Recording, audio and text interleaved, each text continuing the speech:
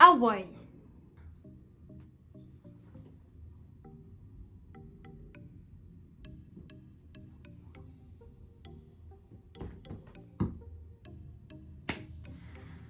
Hawaï. Première chose que les gens pensent d'Hawaï, c'est que c'est le paradis à cause de la plage, le surf, les palmiers.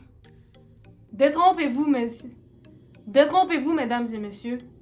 C'est pas pantoute ça. Habiter à Hawaï, ça coûte cher. La moyenne du coût d'un loyer à Honolulu est de 2500 $. Je sais pas pour vous, mais moi, je trouve ça cher. Admettons, un appartement 2,5 sans coquerelle coûte entre 1500 $ et 2000 $ américains. C'est pour ça que passer de 600 $ pour un logement au Québec à plus de 1500 $ ici, c'est pas grave, c'est Hawaï.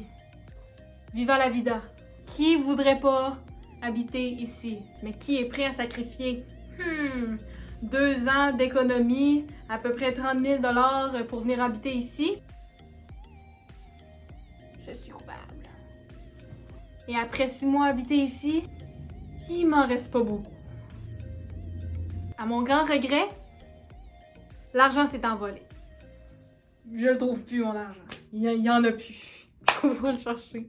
Tout ça pour Hawaï.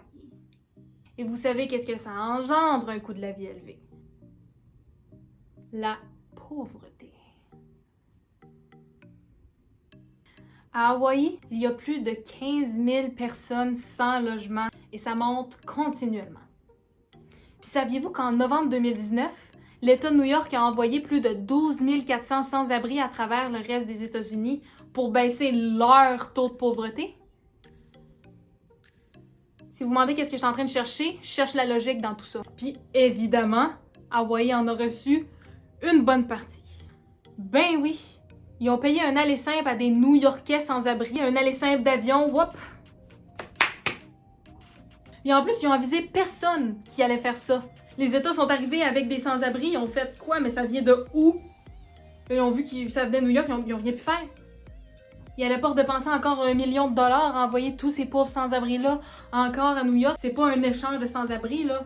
En tout cas, c'est pour ça que Hawaï, c'est pas le paradis pour tout le monde. En tout cas, pas pour ces pauvres New-Yorkais.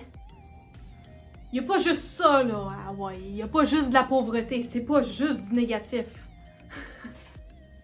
Mais bon, parlons des choses nice maintenant. Ce qui est vraiment le fun à Hawaï, c'est que le gouvernement met le paquet pendant le temps des fêtes, même pendant n'importe quelle occasion, Halloween, Saint-Valentin même. En fait, pendant le temps des fêtes, je m'attendais à me sentir zéro Noël. Mais j'ai été surprise! Tous les arbres, les bâtiments, chaque surface qui peut accueillir une guirlande a une décoration. Ils mettent même des Pères Noël géants, des sapins, des anges de Noël. Puis c'est pas des Pères Noël gonflables, là. C'est des Pères Noël durs, là. Des statues de Père Noël. Dans le fond, c'est surtout dans la partie plus touristique d'Hawaï, à Honolulu. Ça s'appelle Waikiki. C'est un endroit où tous les Japonais se retrouvent quand ils viennent en voyage à Hawaï. Parce que le Japon est quand même assez proche de Hawaï. Proche. 4000 km proche. Mais Hawaï, c'est beaucoup d'îles en plein milieu de l'océan. Donc, c'est soit 6 heures de vol pour aller à Los Angeles ou 6 heures de vol pour aller au Japon. Mais bref, pendant l'Halloween à Waikiki, il y a des centaines et des centaines de personnes déguisées avec des beaux déguisements. Ça varie de $1 à 1000 $. Ce qui est drôle, c'est que tous les gars en haut de 6 pieds 5 se déguisent en Chewbacca. J'ai dû en croiser au moins 20. Au moins 20 Chewbacca grandeur nature. Donc si vous venez en octobre, passez le 31 à Waikiki. Ça donne la joie au cœur d'être entouré de plein de Chewbacca. C'est un feeling assez spécial, merci. Mais Hawaï, c'est pas juste beau pendant les occasions spéciales comme le temps des fêtes et l'Halloween. C'est beau en tout temps. Parce que Hawaï, sur les buildings, ils ont... Dans le fond, Hawaï engage très fréquemment des professionnels, des peintres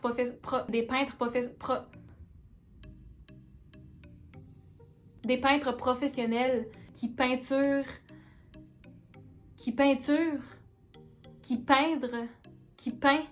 Bon, je sais plus parler français. En tout cas, vous voyez ce que je veux dire. Les artistes professionnels sont engagés pour peinturer les faces de buildings comme ceci.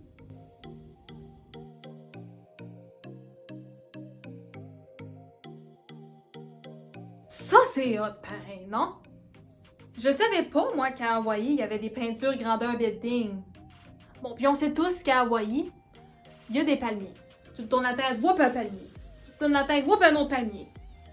Pas pour rien que j'ai mis cette fresque. Mais venir habiter ici, ça voulait dire passer du français à l'anglais. Oui, j'étais presque bilingue en arrivant ici. Mais encore là, presque, j'ai l'impression que c'était même pas assez. À Hawaï, les Hawaïens ont comme un anglais très brisé. Comme nous, les Québécois, on a un français qui est peut-être un petit peu plus difficile à comprendre par les gens d'Europe. Les Hawaïens ont comme un anglais du genre, à la place de dire water pour de l'eau, ils disent water. W-A-D-A. C'est même plus W-A-T-E-R. C'est rendu water. En tout cas, ma coloc est pas mal tannée de répéter pour moi. Parce que moi, une Québécoise qui ne comprend rien à cet accent, j'ai un petit peu de la misère.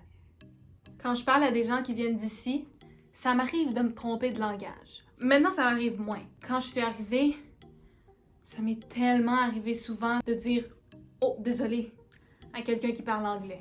Puis c'est comme un automatisme de dire « désolé » ou « Oh, excuse-moi ». Puis moi « Désolé, monsieur ».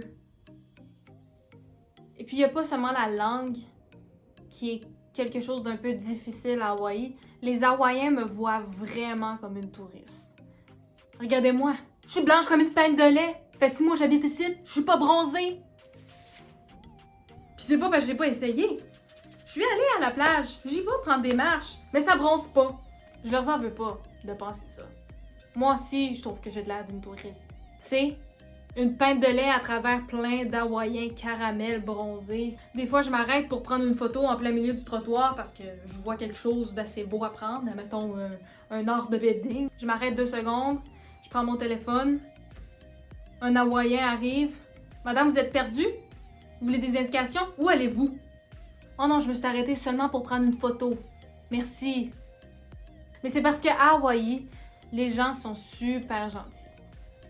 Par exemple, l'autre jour, je faisais l'épicerie. C'est arrivé à 40,53 $. J'avais seulement 40 $ sur moi. J'avais pas apporté mon portefeuille. Puis le caissier me payait 53 sous. Moi, je l'ai remercié. Un petit chaka. Nous, on voit ça plus comme allô. Mais à Hawaï, ça, c'est un chaka.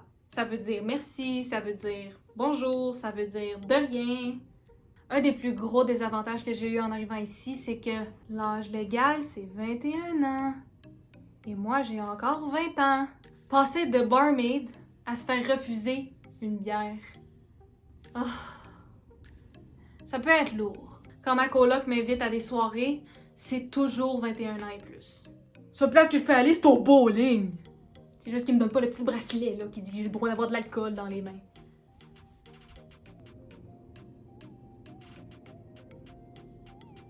On peut penser qu'à Hawaï, ça sent les fleurs partout, les bonnes fleurs hawaïennes. Mais les poubelles au soleil, c'est pas tout le monde qui ont des bacs pour leurs poubelles. Donc en bref, venir habiter à Hawaï, ça fesse sur le portefeuille. Si vous avez des commentaires à laisser autres que je match avec mon divan, n'hésitez pas. À la prochaine! Aloha!